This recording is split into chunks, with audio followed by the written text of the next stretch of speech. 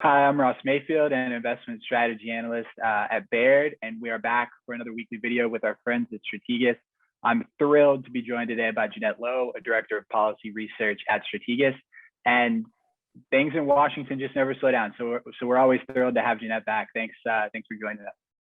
Absolutely, good to be here. Awesome. Well, we'll jump in where we started before, which is the movement on infrastructure and taxes, and it seems to change by the day. You all had a note out the other day, and this is where I want to start, that noted the odds or the betting odds of a corporate tax rate hike have come way down in the past couple of weeks. Could you talk about why that is and how that plays into the ongoing debate in Washington around this infrastructure bill? Yeah, so there's two components to this. The first is the fact that the Senate is working on a bipartisan infrastructure deal. So this would be a deal that gets Republican support. So that means it can pass through the normal procedures, get 60 votes and pass. And that would be important because it would mean that tax increases wouldn't be part of that bill. Republicans have said that they don't support tax increases. They won't support it as a pay for in an infrastructure bill. And we've seen movement over the past week on these negotiations in Congress. So even last night, they put out a more fuller outline of what that infrastructure deal might look like and shows what kind of some of the other pay fors might be that they're taking into consideration.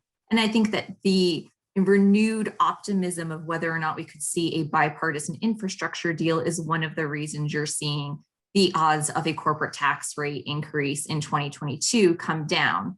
The second reason is that there is these OECD negotiations on a global minimum tax and also on a windfall profits tax for the largest companies that have at least a 10% profit margin. And so those negotiations are kind of tied to the US decision about how to raise taxes on corporations. And if we don't see the international negotiations going well, then that would make it seem that the US wouldn't make as many changes on the international side of the tax structure for the US. However, that doesn't mean that we're still not going to see an increase in the corporate tax rate. And so that's kind of what I think is important to kind of keep in mind.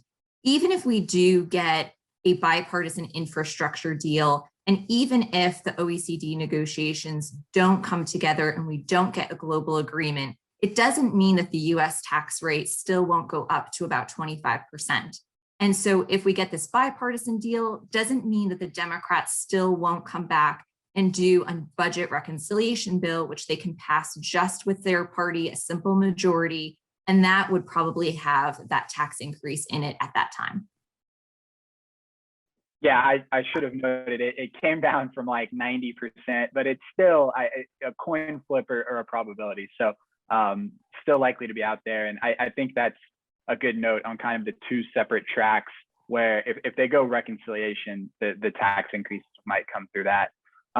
We've talked a lot about infrastructure and taxes the past like several times you've been on. So I do want to pivot. You all had a great note about antitrust and tech regulation and how that's kind of shaping out as the Biden administration, fills some key policy roles.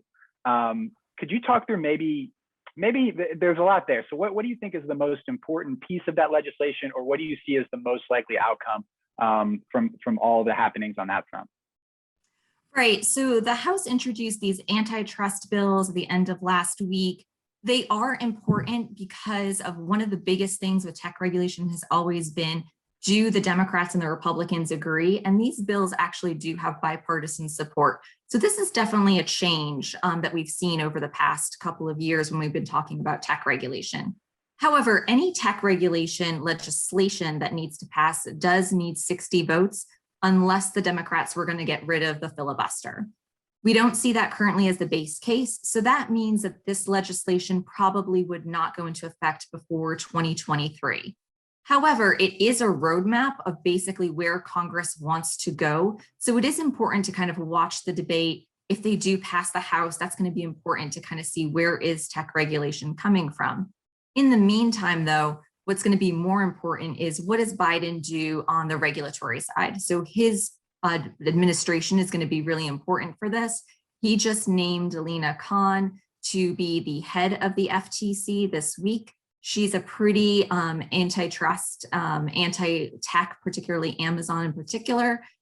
She's against that, really tries to want to be more aggressive. And so having her at the top of the FTC will be important in that regard. We also have to see who Biden wants to name to be the head of the antitrust division at the Department of Justice. We again think it's going to be someone who's a little bit more aggressive on the tech companies and on antitrust. And so basically over this time, you're going to see in the Biden administration, even if we don't get legislation passed, you're going to see a much more aggressive stance towards mergers and acquisitions and just antitrust in general from the FTC, from the DOJ, and probably the administration a little bit more in particular. That's great insight. So bipartisan on tech regulation, a bipartisan infrastructure bill possibly. So maybe bipartisanism isn't quite dead, right? But anyway, I want to thank you so much for being on. This is really great insight for all of us out here who aren't in the weeds in Washington like you all are, and we really appreciate the time. Absolutely. Thank you, Ross.